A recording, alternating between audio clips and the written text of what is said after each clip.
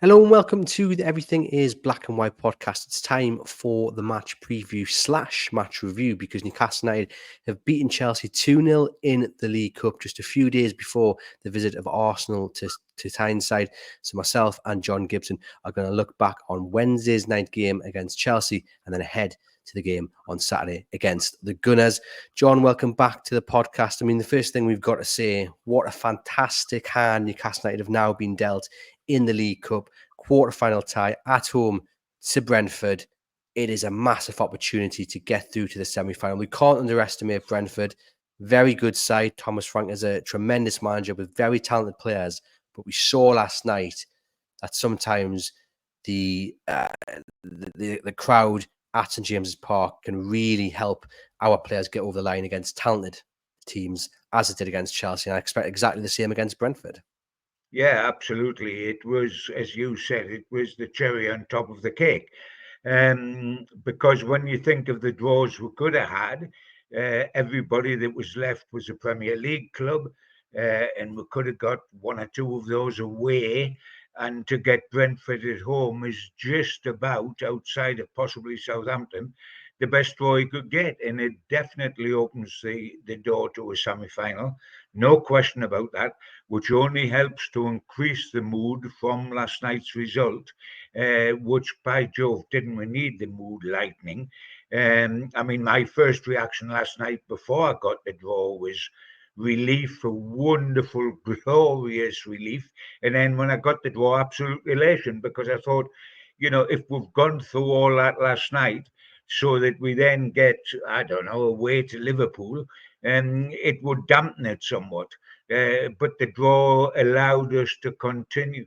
That's why I often didn't like draws, straight away, Andrew. In the old days with the FA Cup, when you got through on a Saturday and you could wallow in that victory till a Monday, and then you got the next round draw and you were away to some horrendously difficult side and it knocked you sideways. But the draw was good last night. So all round, last night was very beneficial, and by Jove, did we need it. Yeah, we certainly did. Loads to talk about. I mean, we could ask our listeners and viewers for their man of the match against Chelsea, and we've come back with 6 or 7 different names. I do just want to point out that Newcastle have faced Brentford in the quarterfinal in the League Cup before, and it was a nightmare of a tie down there at Brentford. Steve Bruce, Newcastle United manager, back in December 2020, and Newcastle United were embarrassed by Championship side Brentford, who I don't think were flying high at that time either. And Newcastle United were just outplayed, didn't look like they turned up at all, and they didn't turn up, and they got beat. So hopefully, John, it's a different outcome to the one we faced in the Steve Bruce, and I'm sure it will be. Oh, it's a whole different ball game. I mean, this is a different club. I mean, you said 2 words there, which was Steve Bruce. You didn't say 2 words there, which was Mike Ashley. And Newcastle didn't have the quality of some of the players they've got now. We can take nothing for granted because we've learned that in the last few games before last night. But as I reiterate, we couldn't have asked for a better draw. If Brentford are a threat to clubs this season, it's at home, and they're not at home. They're having to travel up here. If we are half decent, it's at home rather than away. So it's worked out perfectly, and it's as good as we could have got. And we have to be grateful for that. If you're going to get to Wembley, or if you're going to win a trophy for the first time in yonks, you've got to beat sides like Brentford at home. And who knows, maybe someone can have a little arm around the shoulder to Brian and Bruno and say, you want to come back here next month permanently, lad? I mean, not tapping up, of course, not suggesting that, but, a little bit of a word in the ear, and hopefully as a shocker, because he's a That very would good be player. nice.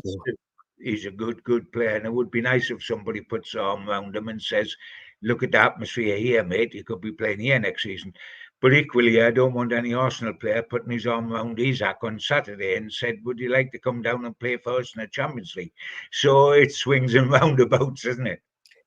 It certainly is. Now, before we get into the episode properly, let me just remind you that it is coming to you via nordvpn.com NORD.com/tune. That is where you can get your very special discount offer. Yes, NordVPN are sponsoring the podcast, helping us bringing you the very best Newcastle United content.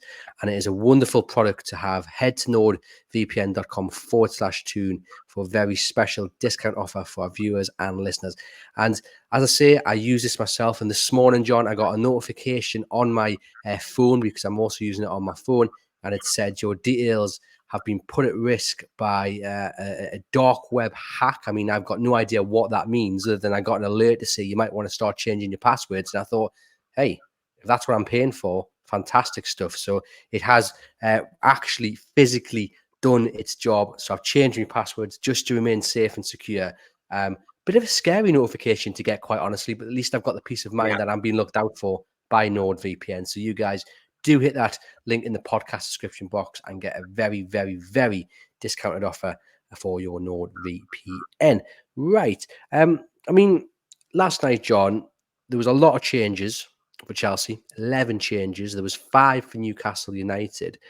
And of course, everyone is sky high because Newcastle United played so well, especially in the first half. It was a game of two halves. First half, high intensity, really pressing Chelsea into mistakes and then being clinical in front of goal. Second half was more sit back, absorb, and hit on the counter when we can. Do we, just before we get in and we sing everyone's praises, because that's what we are going to do we just have to kind of caveat it by saying Chelsea made 11 changes and were very, very disjointed? So you would expect Newcastle, who only made 5 changes, but they weren't really, I don't know how to get the point across, they weren't massive wholesale changes. You know, each player that came in is kind of played in that position anyway at some point in this season. So we would have expected them to maybe get the better of a Chelsea side that hasn't really played all those many minutes together. Yeah, I mean, you've got to do that. Yes, the changes Newcastle made, you could almost see them after the way we were outplayed at Stamford Bridge. You could almost see them making some of those changes had the next game been Arsenal at home in the Premier League. It was to freshen up the side, and it worked. And the guys brought in, and we'll get round to this eventually, produced good performances, which suggest that the performances were better than the guys who had been in the side previously. Chelsea, and it is fair, and I'm glad you've said it, because we've got to tie our ankles down to the bedposts before we take off in a wind of enthusiasm and think all the problems are solved, because the biggest problem we will have on Saturday is if we believe we're now strolling down the sunny side of Sunset Boulevard, because it isn't like that. It is an excellent result. We then contemplate what it would have been like if we got knocked out by Chelsea, what the mood would have been like. But at the same time, it is true that they played 11 changes. Now, cynics might say, or realistic people might say, we beat Chelsea reserves or we beat the B team. We certainly didn't beat the A team, and I was very grateful that Nicholas Jackson with his pace wasn't there, or even more so that Cole Palmer wasn't there, and neither were introduced in the second half. Jackson wasn't around for that to happen. But yes, we've got to be truthful and say that that side had gone to Panathinaikos, mind, in Europe and won 4-1 in a European game before that. There were no mugs, but it is the second 11. It's not the first 11. We must bear that in mind, because we're not going to play Arsenal's second 11 on Saturday. We're going to play their first team. So, yes, we've got to bear that in mind. And when I say that, I'm not trying to deflate the team or Eddie or Geordie's. I'm trying to be realistic, because as long as we're realistic, but optimistic as well, we can go into this match on a Saturday and give it a real go. If we suddenly think we can showboat because the corner's been turned and we're in bright sunshine, then we'll get our bottom smacked and we'll look at the Premier League table and it won't be as good as it should be. Yes, we've got to accept that this was a whole new Chelsea team from the one which, for what it matters now, I felt absolutely took us apart down the Stamford Bridge. I mean, Mm. at half time at Stamford Bridge, we could have been 4 down instead of being level. It wasn't a good performance. We're second best all over the park. It was a different game last night. If they want to make the changes, if the League Cup is less important to Chelsea than it is to us, so be it.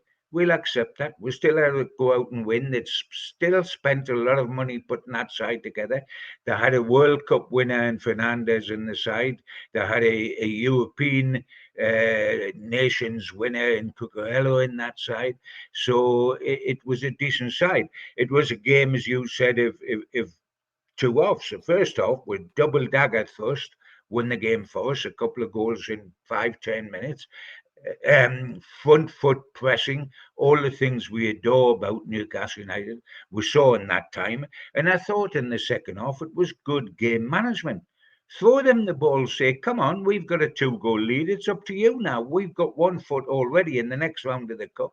We don't have to do something. We've just got to make certain you don't. You're the ones that have got to do something. And I think the game management was good.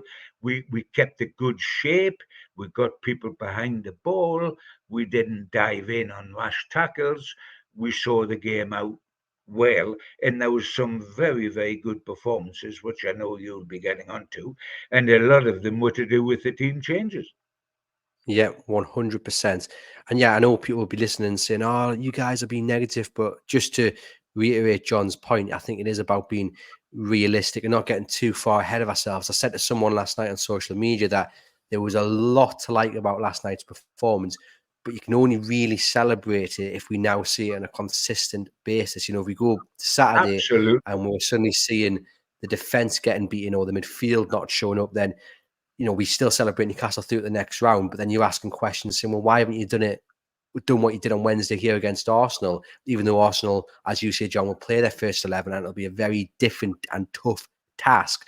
But what we need to see is the performances that we saw on Wednesday. We now need to see them on a consistent basis. And I think we will do. And look, we say there are 11 changes for Chelsea, but as you mentioned, the players they had, still very, very dangerous, individually very good players who, if you give a moment's freedom, will hurt you. And you mentioned Fernandez. You got Joao Felix, who looked a danger all night, just couldn't get past Nick Pope. But Newcastle United handled what was in front of them. And as you say, look, it's up to them what team they want to play. Newcastle have got to beat what's in front of them. It was quite clear from Eddie Howe's first 11 that he was taking this very, very seriously with the players that he kept in that side. Playing Gordon after missing with injury shows you exactly his thoughts on this cup competition. And they played very, very well. Very, very impressive. And I do actually think the fact that Cole Palmer didn't even come off the bench when I would have feared that with 10, 15 minutes to go, it shows you a lack of respect, I think, from Chelsea towards the cup competition. But from a Newcastle point of view, we're taking that. And it's much more than just about the win as well. It's fantastic to go through to the next round, but it's about, could this be now the turning point of this season? Could it kickstart it? As we say, difficult fixture on Saturday to test that, but hey, it's a good platform to start from, right? Yeah, I think that Chelsea didn't have the cutting edge in the final third that Jackson and Palmer give them in the league game down at Stamford Bridge. But that is up to them. From our point of view, I mean, it's a mood changer, isn't it? It gives the team confidence. It makes them believe that we can get back to doing what we did well. And when we do that, we're a good side. So can you imagine it the other way on? Had we lost comprehensively at home to Chelsea, what would the mood, and we'd been 12th in the table going in to face Arsenal, what would the mood be like? But suddenly we're starting to think this season might not be a write-off.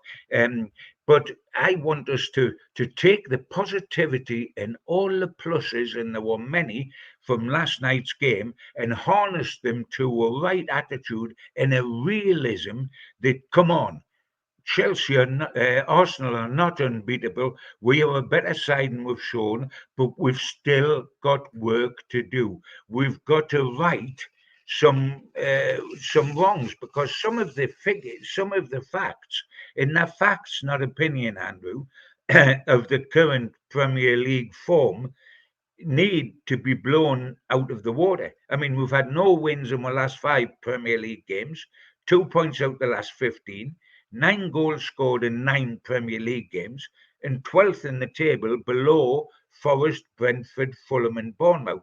Now, that's not being negative. That's not opinion. That's facts. That's where we stand today. And it is a false position. We're not as bad as that sounds, but that's what's happened to us recently. We've got to put that right. Now, if we take the right attitude from the Chelsea Cup win and couple it with a determination to go ahead and rid ourselves of those figures, then we will be okay.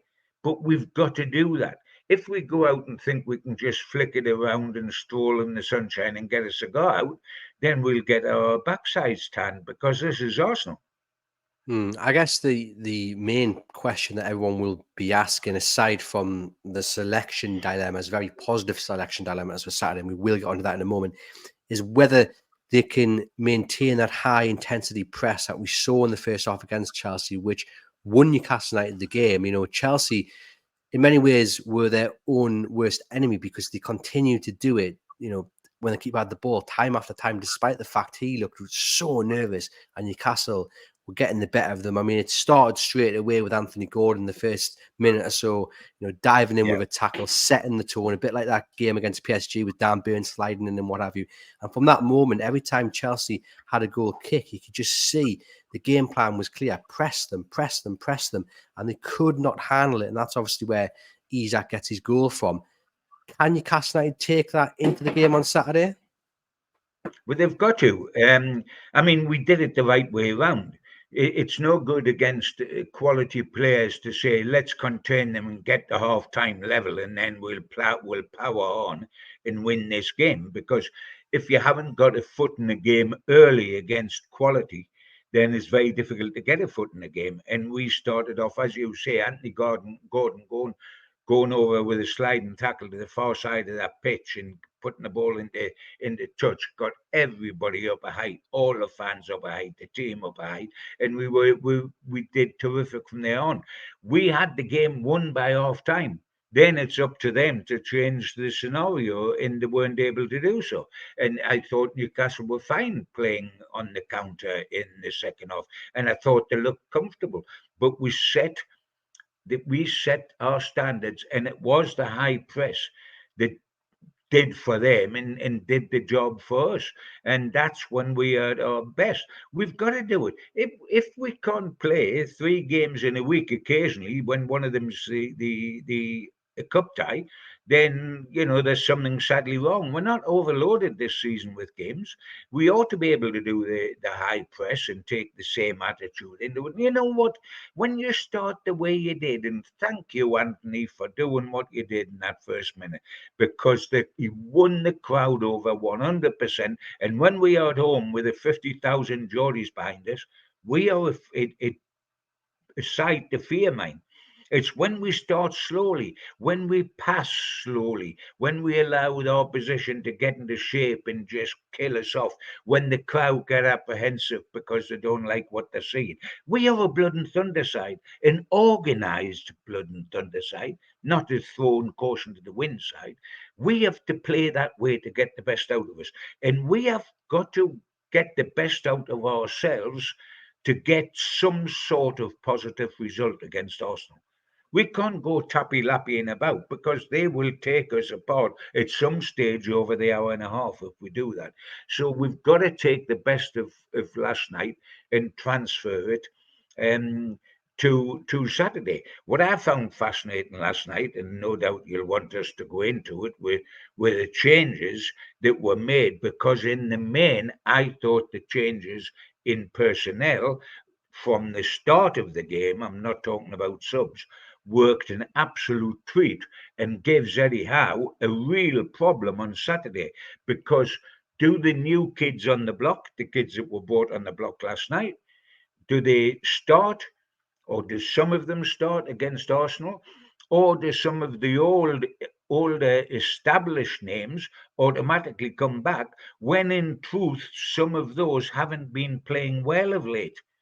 So it's a good problem to a certain extent, but it's a problem for Eddie. And it's going to be fascinating to see how he solves it. But first things first, and that is tribute to the lads that come in for the job they did.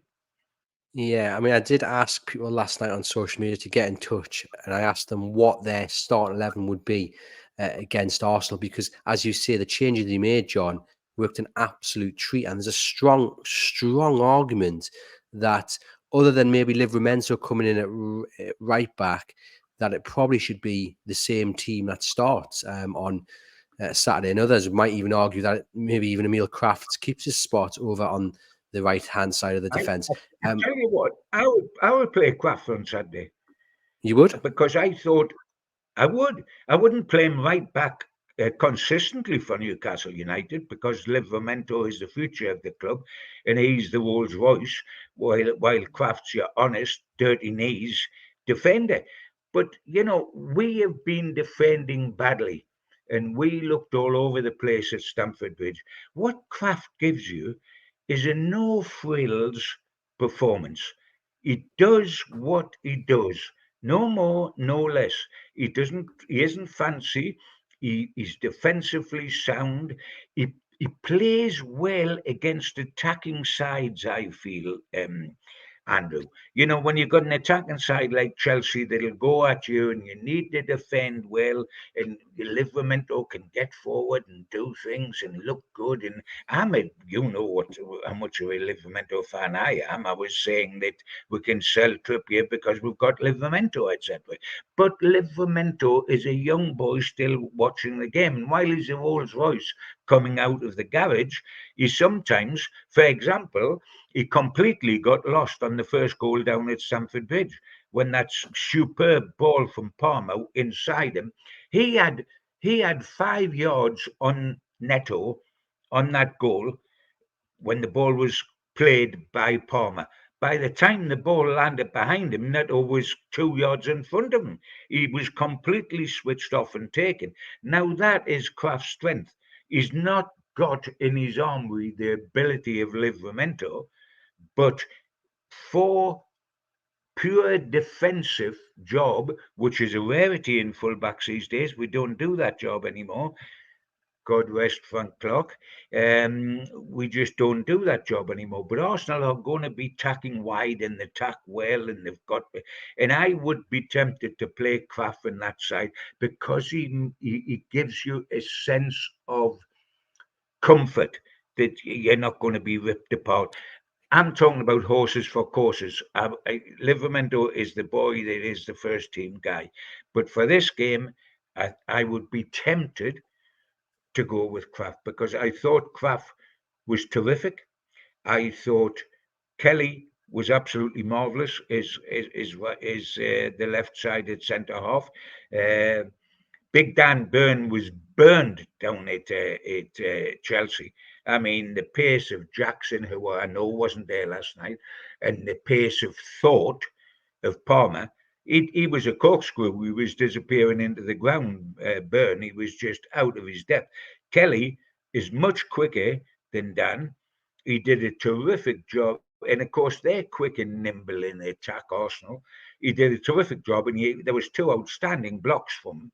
That's the best game Kelly's had since he come to Newcastle. So well done, Kelly. Well done, Krafth. I thought Longstaff and Willett give the midfield a sense of balance, which it hasn't had of late, and not least a sense of balance because it allowed Tonali to go into the centre of the three, where he was much more, I felt, much more at ease, much more comfortable, much more his type of job that he loves than being played wider on one of the flanks. He looked a terrific player, and then I would think he had his best game for us. And, Joelinton playing, if you like, outside left at times, solved the right wing problem because, if you kept Gordon outside left, who on earth was going to play on the right wing? Murphy was injured. Almiron's been horrendous. Harvey Barnes has been disappointing. I think Joelinton and Willock link up terrific when one's behind the other. And I think that worked. So they were all changes made by Eddie, and well done, Eddie, for making them because they all worked. Now, Eddie, get your thinking cap on and decide: has Kelly done enough to be in ahead of Byrne? Has Krafth done enough to be in ahead of Livramento? Do Longstaff and Willock get considered for midfield? Do you play Big Joe outside left again because you haven't got an outside right? They're the questions he's got to ask himself and find the answers between now and 12:30 on Saturday. Yeah, I mean, Krafth was absolutely superb. There was a really good moment when he was in a foot race with João Felix, and you thought he got the better of him, the Chelsea star, and it was Krafth who managed to get a late foot in and stop the ball coming into the box.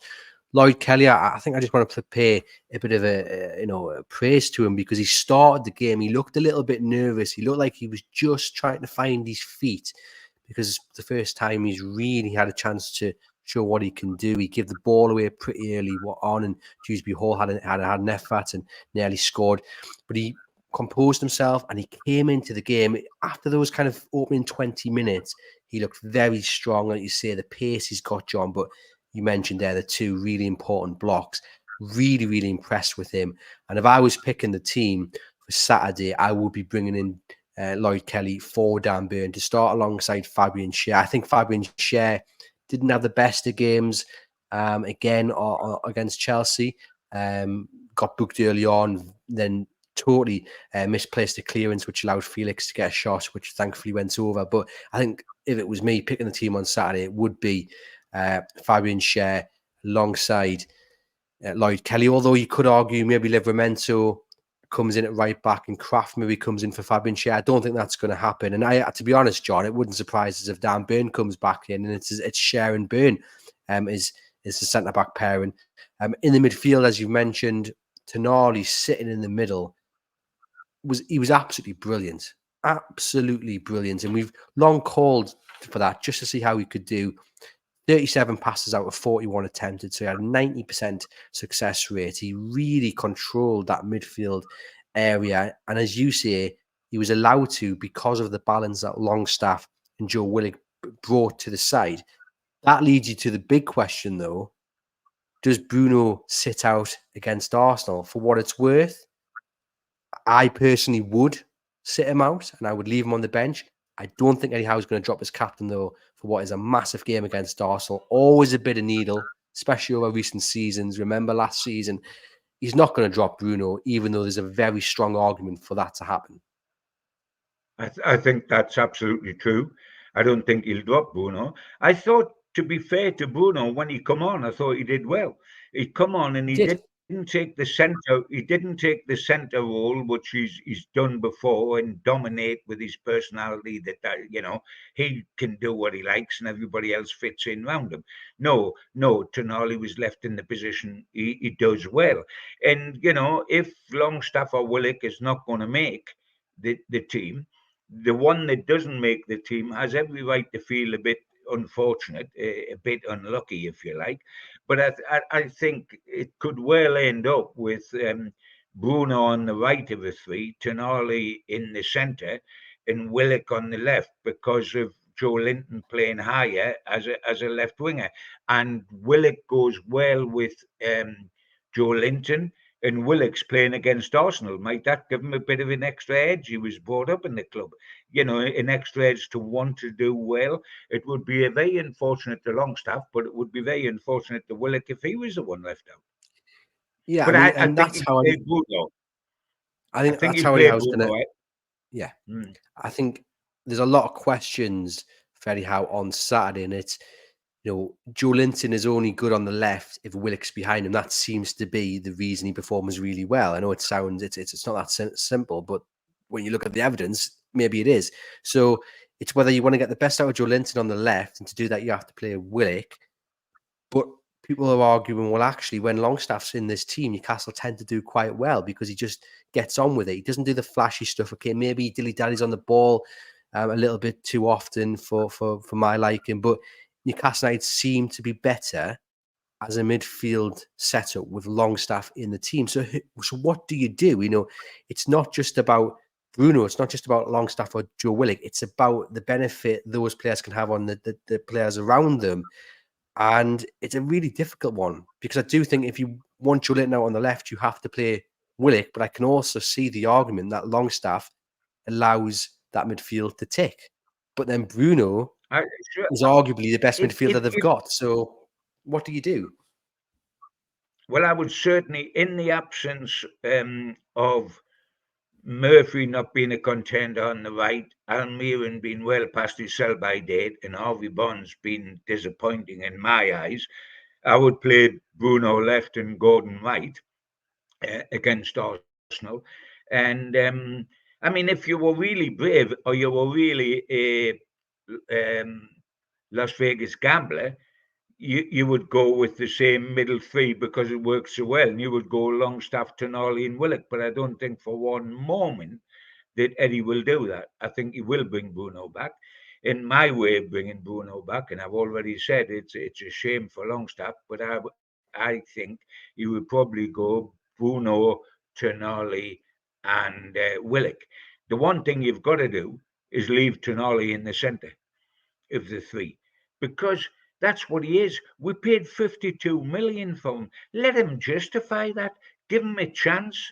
Play him in his strongest position. I know we say that about Anthony Gordon, and we're right. Play him in his strongest position, and that's outside left. Needs must at the moment because we've been a disgrace in terms of neglect with not buying an outside right. But Gordon will go back to being our regular outside left, hopefully in January when we're buying outside right. But in the meantime, you've got to give him a big kiss, reminding him of the extra notes that's on his new contract, and ask him to play outside right for half a dozen games if necessary until we buy one. It was his best performance on that side. And again, I reiterate that I never really want to see him play as an outside right because I want him out on the left. That's where he's best. But he really took to the game last night. As we said, he set the tone and he was just a threat every time he got the ball. I thought he was really, really superb. His best performance out on the right. And you can see that happening again. Him starting on the right, Joelinton out on the left. If that is the case, then Willock has to start in the middle.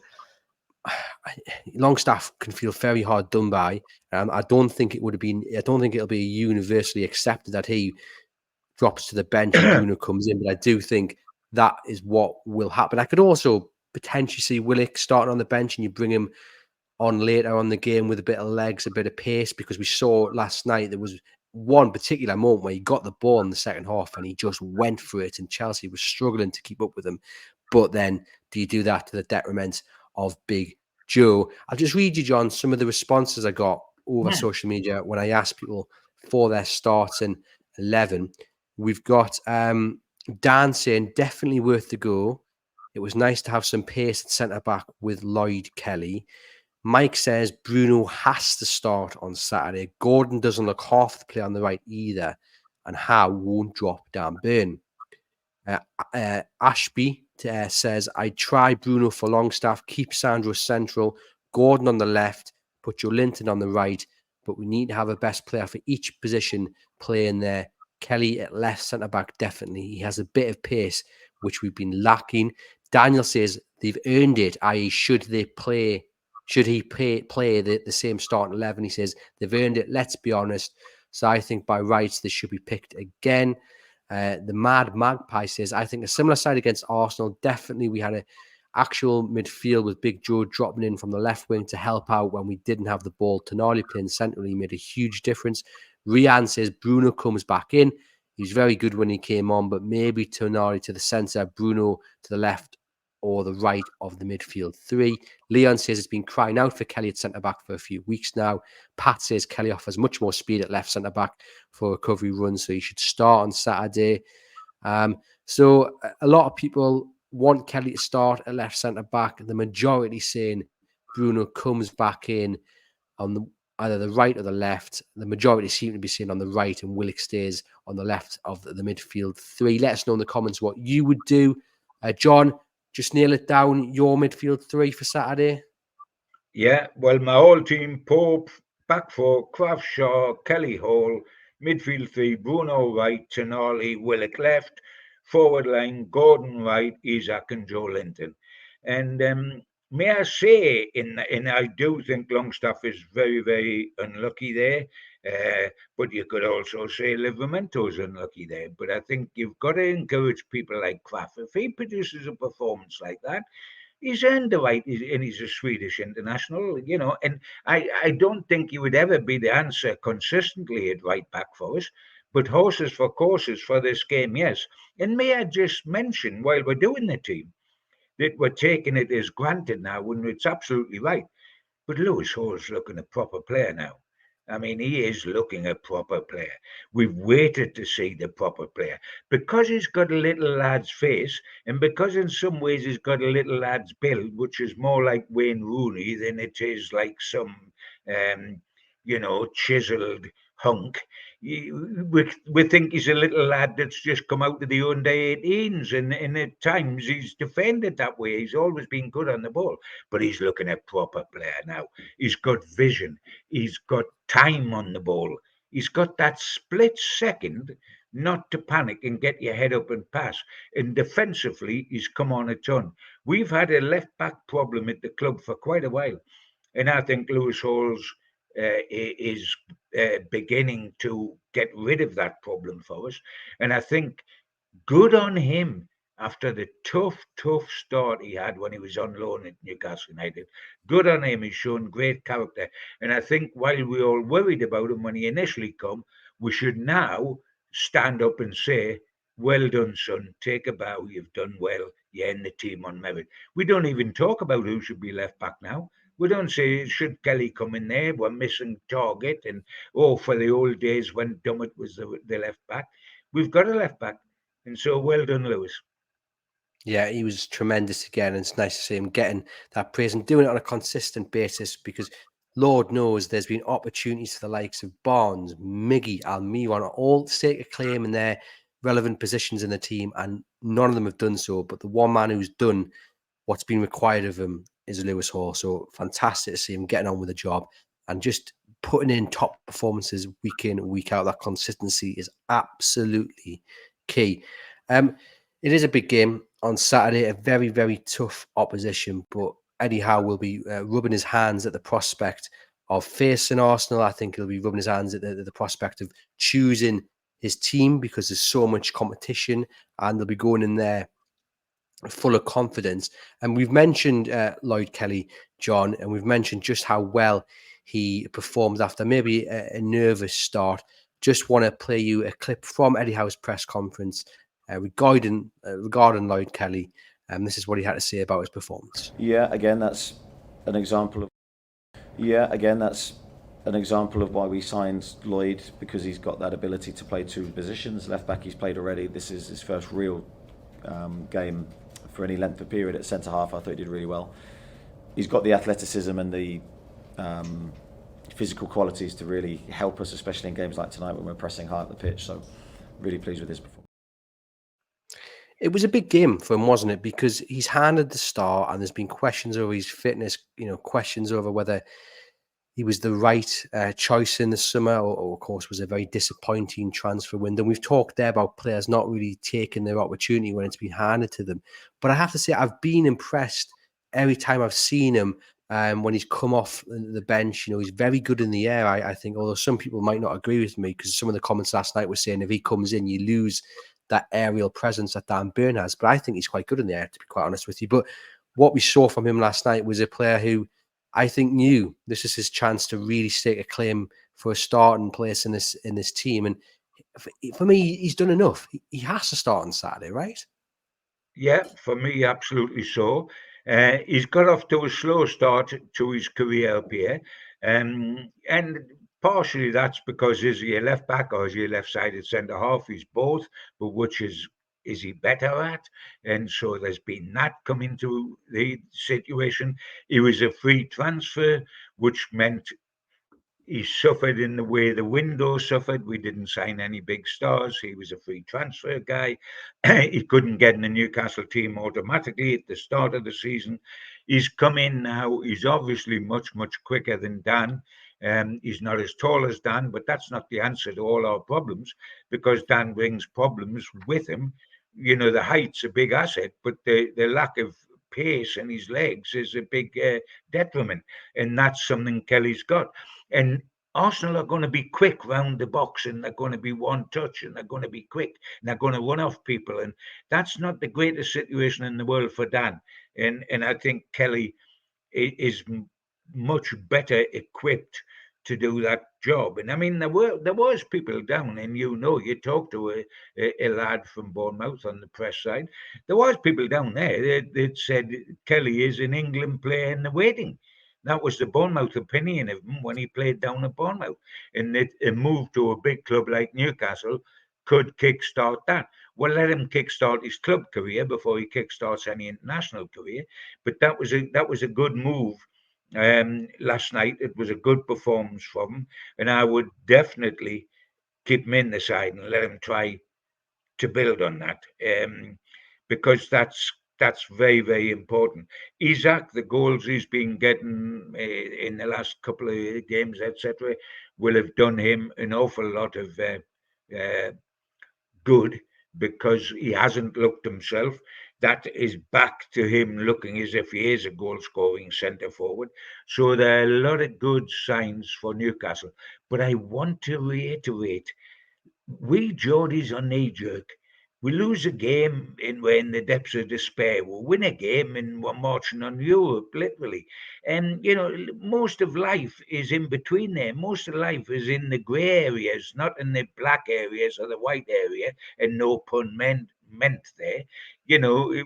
We mustn't be knee-jerk about last night. Last night was wonderful, but it was a stepping stone. Let's make the next stepping stone. Let's get something out the Arsenal game, so we then go into a fixture list which up to Christmas, I know the next game after Arsenal is Nottingham Forest away, which we would normally think, well, that's very cosy. That's good. That's easy. Only trouble is they've started the season exceptionally well, so we've got to be careful. But if we look at the games between Arsenal and Christmas, there's only Liverpool that would strike fear into you. The rest of the games are quite decent and quite winnable and quite point makers, if you like, for us, as long as we do something this weekend. And what we don't want is to be sitting mid-afternoon on Saturday, Newcastle having been comprehensively beaten, and saying, oh, the bubbles burst again. We're back to what we were before the Chelsea game. I'm not suggesting it will be that way. In fact, I'm very hopeful that it won't be that way.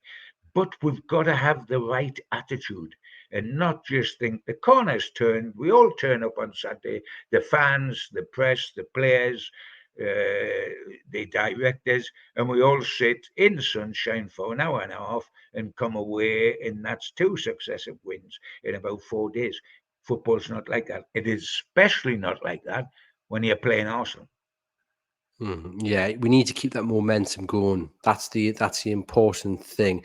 And I actually think where usually you do see, John, you're right, a proper overreaction when we get a game like last night where we play really well. I think people are a little bit more realistic this time around and actually saying, well, we've done well, but we need to build on it. It's one game, and you're only as good as the game coming up, sort of thing. So you've got to build on it, and fingers crossed they can against Arsenal. And one man, John, who will have a huge role to play on Saturday, as he did last night, is Joelinton. He was man of the match, wasn't he? He was absolutely colossal. He played pretty much everywhere across the pitch. And you mentioned it right at the start about the game management, and we saw how he was pushed back into defence as he was against Man City. And he kept Midrick very, very quiet. He's got that physicality about him. He's got the close control with the ball. It was an absolutely superb performance. And again, you asked the question, a little bit like how you asked the question of the whole team, why don't we see this, or why haven't we seen this on a consistent basis this season? We saw it last season, the season before, where he was brilliant, but we haven't seen it too often this season. And again, it goes back to what we were just saying about we need it consistently. You've done well, Big Joe, man of the match performance. Let's do it again on Saturday. Yeah, you say man of the match performance. There's half a dozen, as you said. The punters were saying who have been to. There's half a dozen man of the match last night. I mean, if you give it to Joelinton, I wouldn't argue. If you give it to Nolly, I wouldn't argue. If you give it to Kelly, I wouldn't argue. If you give it to Hall, I wouldn't argue. If you even give it to Krafth, I wouldn't argue. So, I mean, there was an awful lot last night that could have got man of the match. And I tell you what, if you look at the previous games where we finished 12th in the table and we've only taken 2 points out of the last 15, you couldn't find a man of the match in some of those games. We were that poor. I mean, you know, we were struggling to say, well, who is man of the match? We could have had 7 men of the match last night. And you say Joelinton, absolutely. Denali, absolutely. Hall, absolutely. Kelly, absolutely. Krafth, absolutely. And it's wonderful to be in that position, but just how important is Big Joe on form for Newcastle United?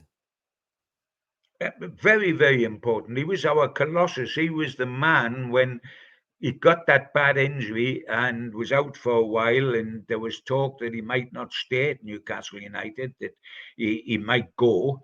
And then he signed a new contract, and we're all so relieved. We were decimated because we said our man Mountain, our Patrick Vieira, etc., we need him.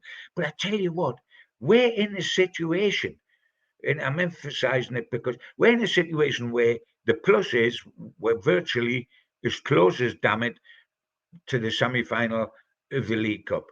We're also as close as damn it to sitting in the bottom half of the Premier League, because if we don't win on Saturday, even a draw, which would be a terrific result, would still leave us in the bottom half of the Premier League temporarily.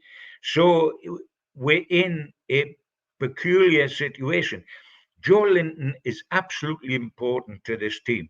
But I tell you what, Isak on form is important. Gordon on form is important. Bruno, Tonali, all these big names, the big blue chip players that are getting the big bucks, have all got to stand up and be counted. The definition of football is it's a team game. It's very rarely one man can carry a team unless he was Pele way back when I was a boy, all the way up to Ronaldo or Messi of more recent times. There's very few teams where one man can carry it. It takes all. Joe can't make Newcastle into a European qualifying side through the Premier League by himself. He needs Isak, he needs Gordon, he needs Tonali. They've got to step up as well. None of those players can do it by themselves either. That has been the trouble. The definition of football is a team game. You've all got to do it, or you're going to be a mid-table side. You're not going to be a top side. No, very true. It's a team game, isn't it? And maybe that's what we've been lacking in the last few weeks. It hasn't clicked, but we saw it click against Chelsea on Wednesday. The goal for Isak, as you mentioned, is second in consecutive games.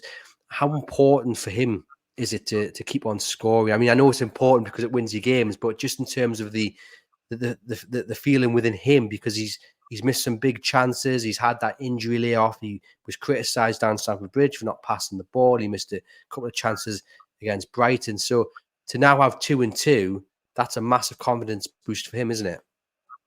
A centre forward lives and dies by goals, and we are a club of centre forwards. We are a club of number 9 legends, and all number 9 legends scored a pile of goals.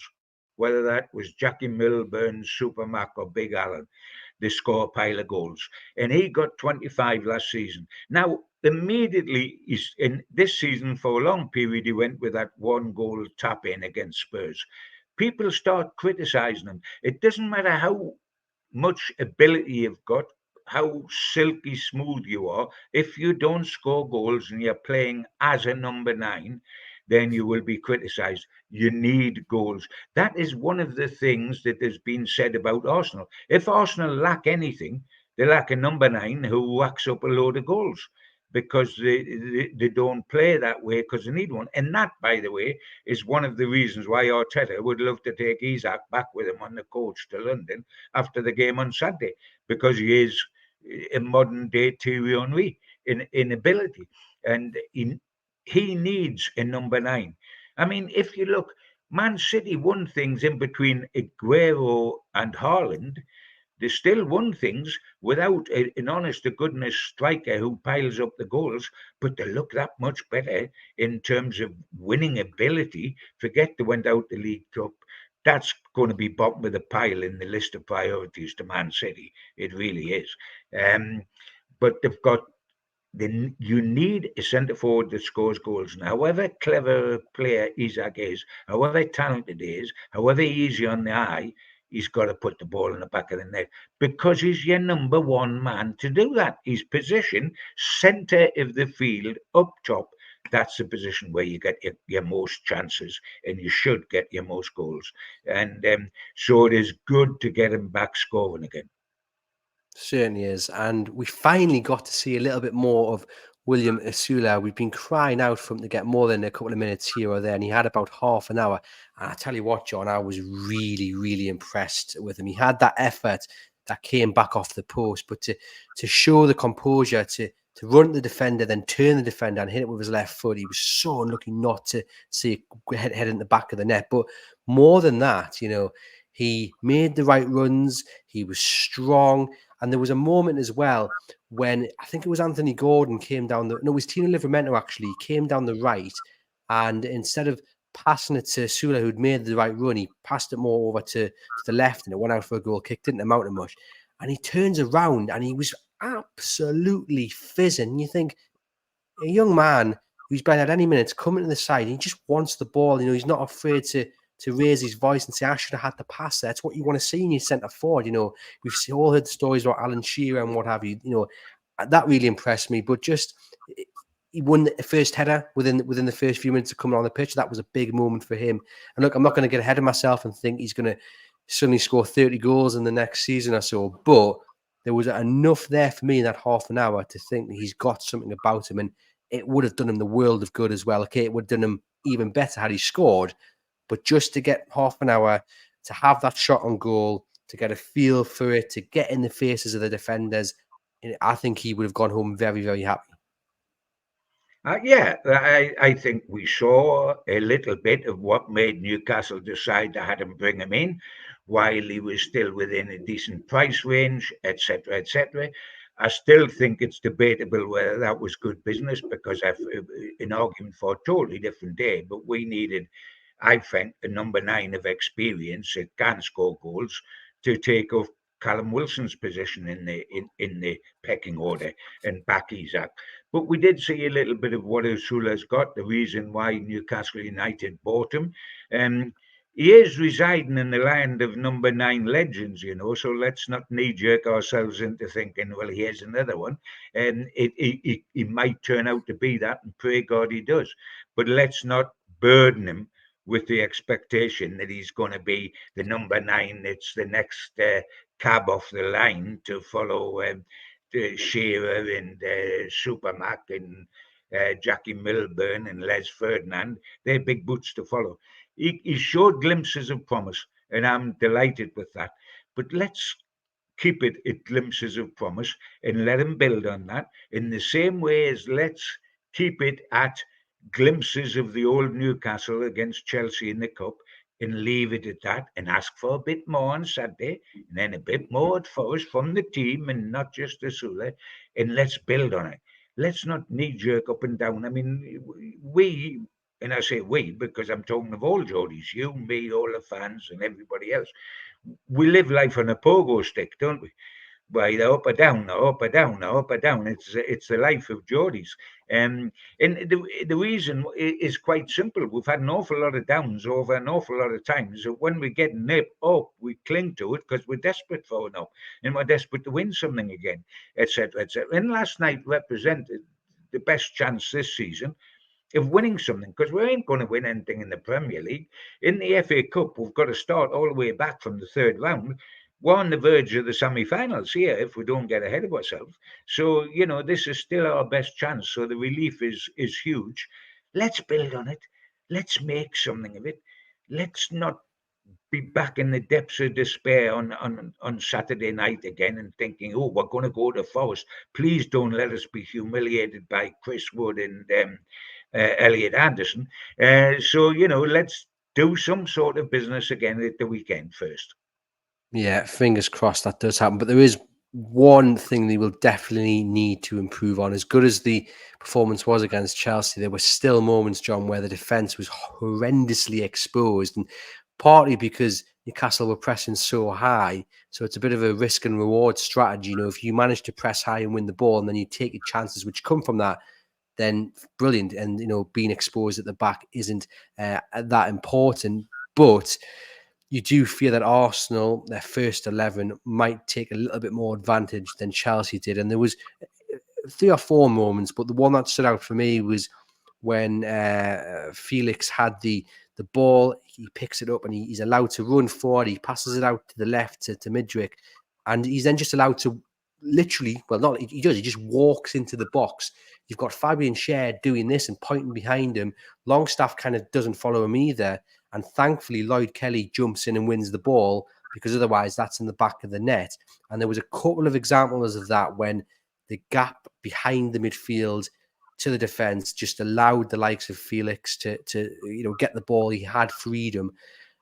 And it worries me, because that's probably been one of the biggest frustrations of this season, where players have been allowed to do that because the midfield aren't tracking and the defence are maybe not as switched on as they should be. I do fear if the same happens on Saturday, Arsenal will take advantage. How do you solve that? I'm not really sure, because he's not going to sit with a traditional number 6.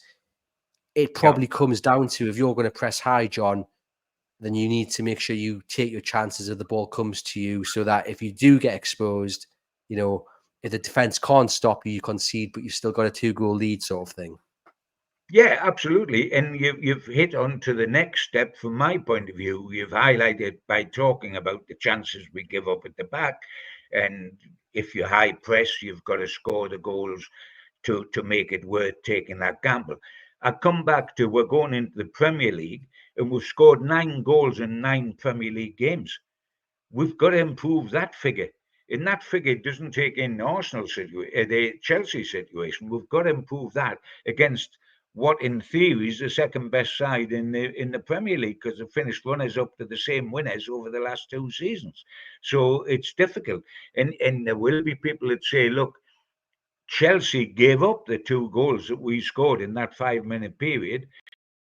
The very sloppy ball they'd allowed then Tonali to stick in, Isak, who boom, stuck in the back of the net, and the other one in OJ in blind panic.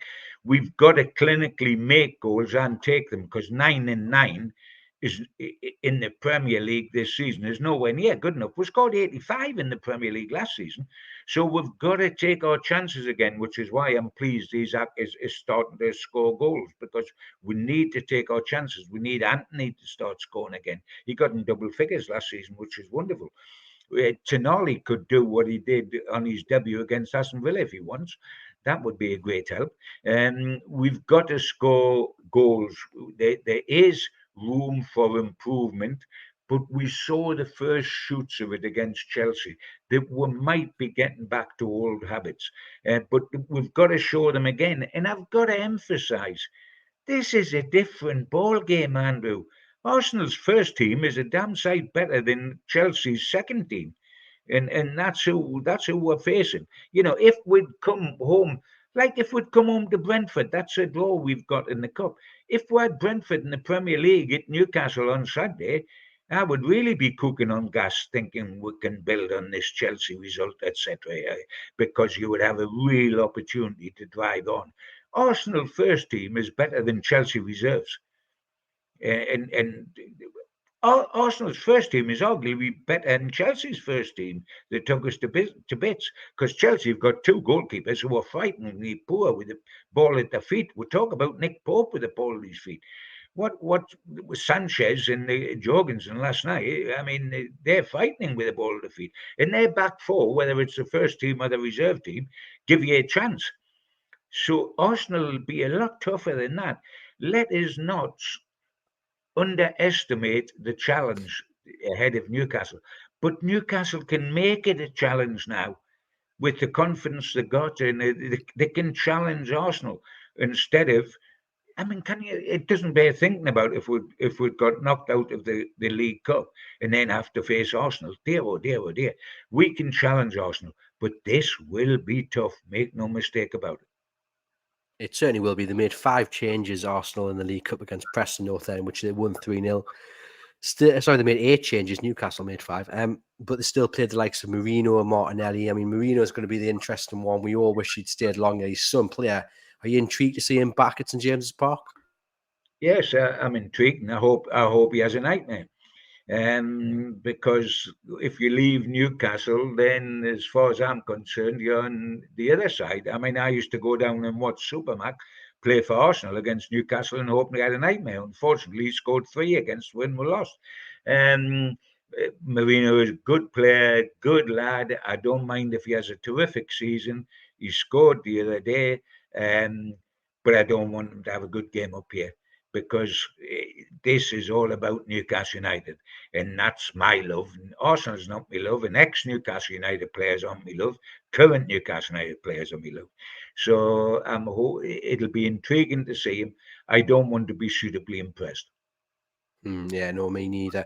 It's going to be an interesting game. And I think just finally on Arsenal, we know that Mikel Arteta can get easily wound up, especially up at St James's Park. So we saw on Wednesday the importance of the crowd, the noise, the atmosphere, that all added to the performance from Newcastle United last season against Arsenal, much of the same. So again, I think Arteta is maybe the weak spot for Arsenal. You know, if they can see the manager getting wound up again, courtesy of the fan and of the fans, and obviously just kind of the bite in that maybe Newcastle have been lacking this season, but we saw a little bit of against Chelsea, you know, Joelinton trying to take on the whole team in a bit of a scuffle. So I think, again, Arteta, you know, he can lose his cool quite easily. So if Newcastle United can poke the bear, that might be a little bit of an advantage.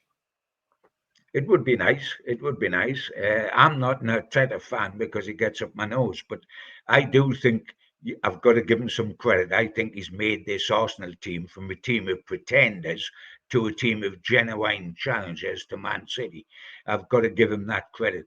And as much as I find him objectionable, especially when he plays against Newcastle, because he's like a well-smacked backside, everything is against Arsenal, and he really irritates. I think he's absolutely loved by Arsenal fans and disliked by every other football fan in the country. But I've got to hold my hands up, and I think he's turned Arsenal from being just a team with a history to a team that's got it today, and has turned them into what they are, and they're very, very dangerous, but not unbeatable. Yep, and that's the key point. Let's get your prediction then, John. How will Saturday go? Well, it's easy to knee jerk, and I've spent the whole of this hour on the podcast saying, please don't knee jerk us Geordie lads, because we love living on a pogo stick, either up or down, and I don't want to do either. I'm trying desperately to work this out in my head and not in my heart. And if I work it out in my head, I'm going to go for a draw.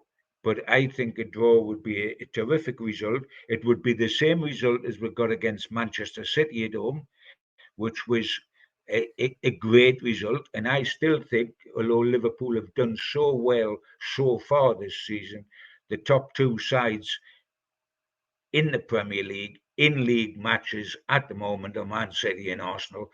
Arsenal have got a few players out, their skipper, etc., etc. They've got injuries to worry about. They're a quality side. They terrify you on set pieces. And we've got to be very careful on that, because by Jove, set pieces. I mean, Pope could have nightmares about the people under his bar on set pieces. But I think we've got a very, very honourable draw with Manchester City.